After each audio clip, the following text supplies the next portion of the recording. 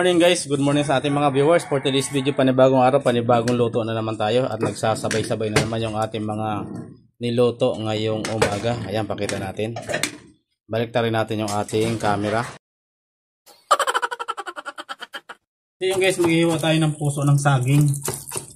At magagata tayo ng puso. So yung ating gagawing puso ay puso ng saba. Ayan. Bali, 7 peraso itong hihiwain ko. Ito yung igugulay natin ngayong umaga. At mamaya babalat pa rin ako ng magbabalat ako ng langka. Para sa ating lulutuin namang ilang piraso na lang puso nandun dati? Mga 10 bat. Sa puso ng saging po para sa ano? Kaya pa doon. Inuubos ko na tong puso ng saging para hindi na siya mangitim. Masasayang na to pag maitim na eh.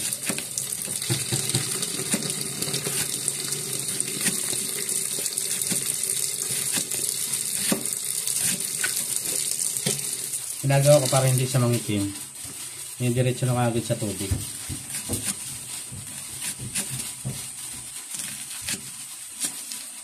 Tulad nito. Nabasa ko agad siya ng tubig para hindi siya mangitim.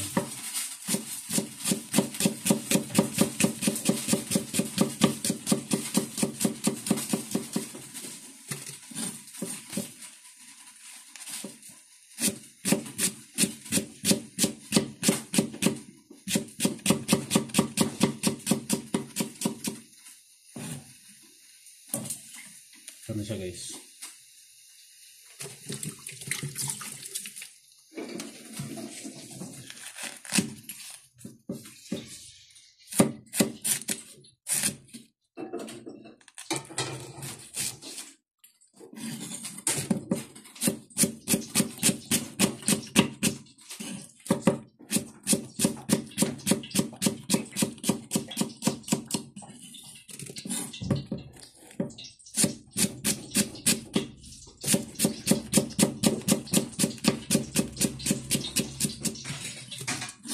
Masarap dito yung maraming nyug.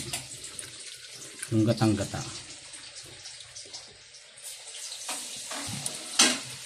May na natin ipakita pag tapos na.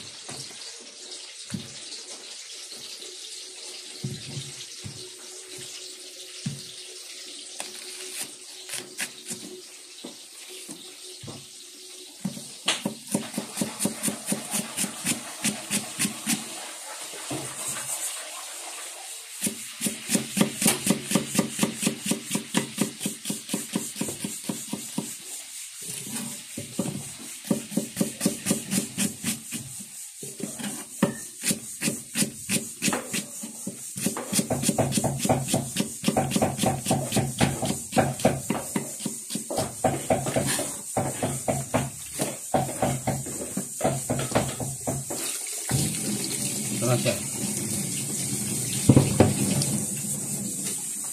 Binababad sa tubig para hindi siya mangitim.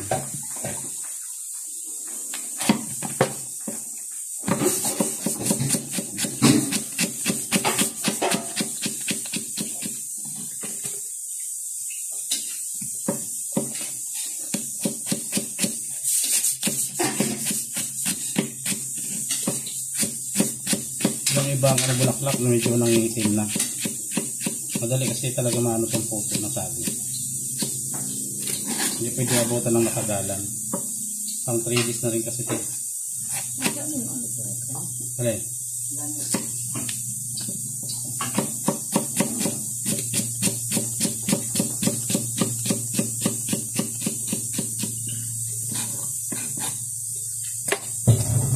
Dami.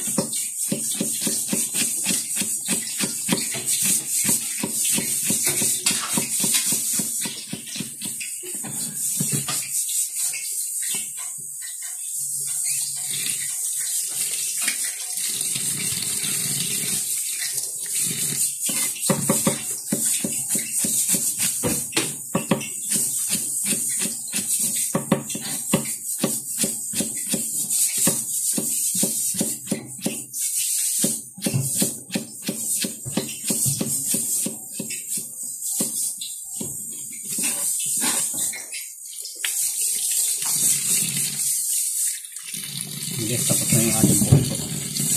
Tugasin muna natin. Yun na yung ating nahiwa guys. Dami.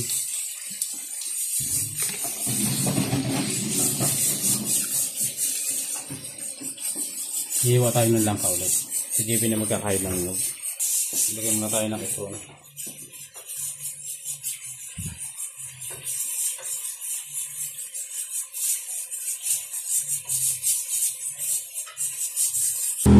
Ito naman guys, yung babalatan yung langka.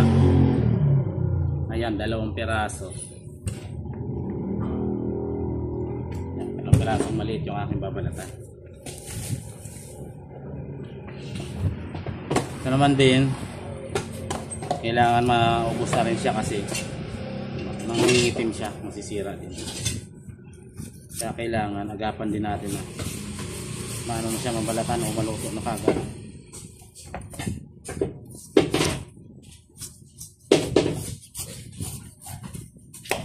Kasi nangyayari sa kanya pag hindi mo siya nabalatan kaagad, namumula. Yan o, iba na yung ano niya, parang may hinog na yan. Kaya kailangan balatan na siya ng maaga.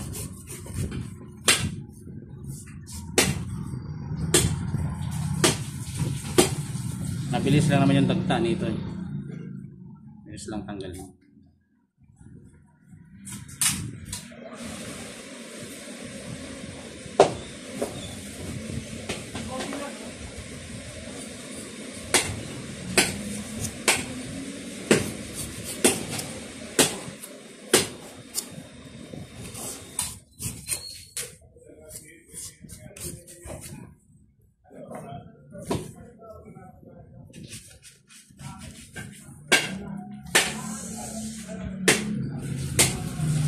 Yung pinupunas ko, balat ng nyog, punot, lagi sa Bisaya.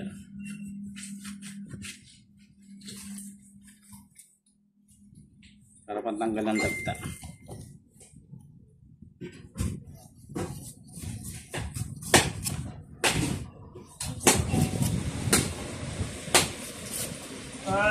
Ako din ito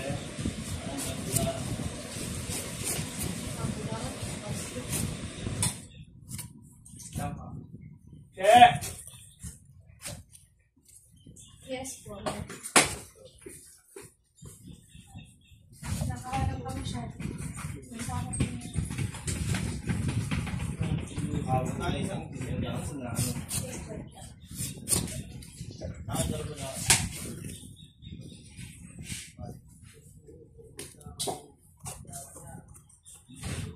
Stop, dulas.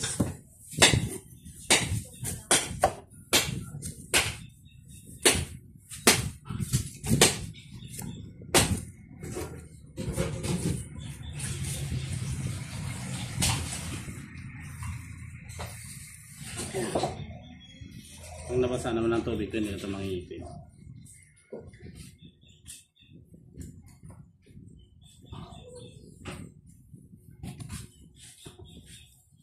Sana yung nagulatan natin.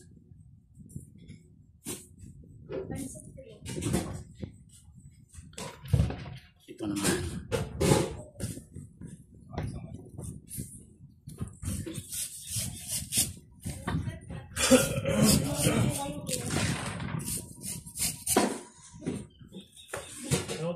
Dad, 1,500. Yan ang ano? Wala ko 105. Sige, bigyan. Ha? Bigyan. Sorry.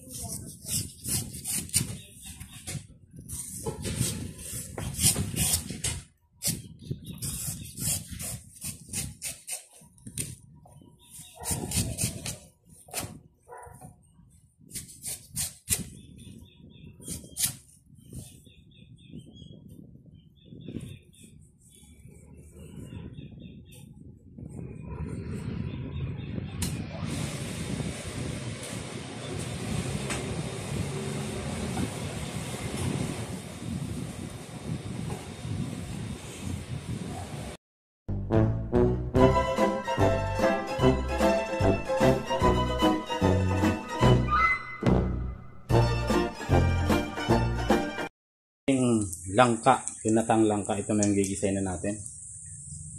Yan, nilagay ko na yung sibuyas at kunting bawang.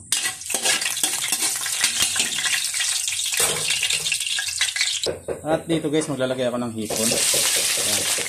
Masarap kasi mayroong hipon para mas malasa yung ating gatang langka. Yan. Pero yung iba, ay tatadtarin ko naman para mas malasa talaga at magiging dilaw-dilaw yung kanyang gata. Yan, ganyan yung suso pag ginatang langka tayo.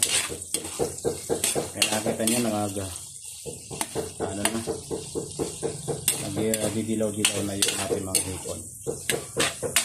Ilagay na rin natin yung dinurog nating hipon.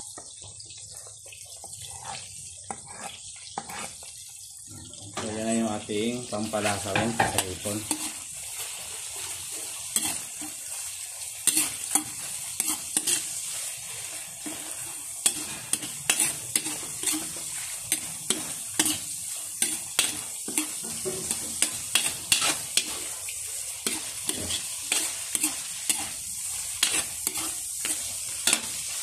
At ilalagay din natin yung ating gata syempre.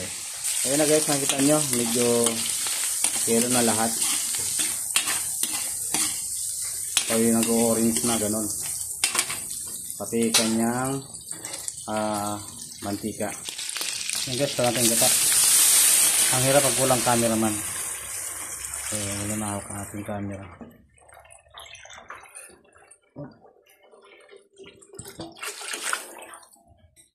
Yan. Nalaglag na yung ating sando. Hindi siya nakikigas, walang nahawak sa ating camera. Ayan. Tatakpan muna natin, pakuloy muna natin bago tayo maglagay ng langka. Ito na yung ating langka. Yung ating gata pala yung langka. Gagawin pala natin yung gatang langka. Angapin nga natin yung ating stand. Nalagyan natin. Para may sali natin yung ating langka. Ayan. Marami kasi dyan.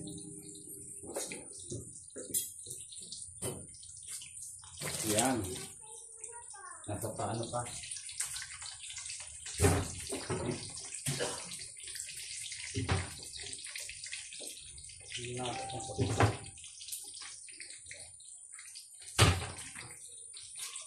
Ito guys.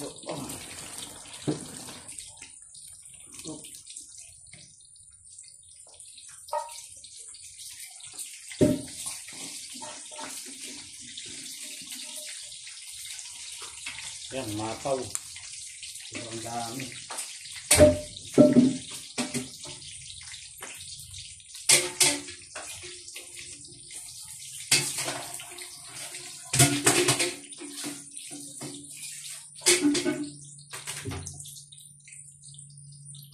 Mapaw na siya guys, sobrang dami. Yan. So, tatakpan lang muna natin para umintis yan mamaya.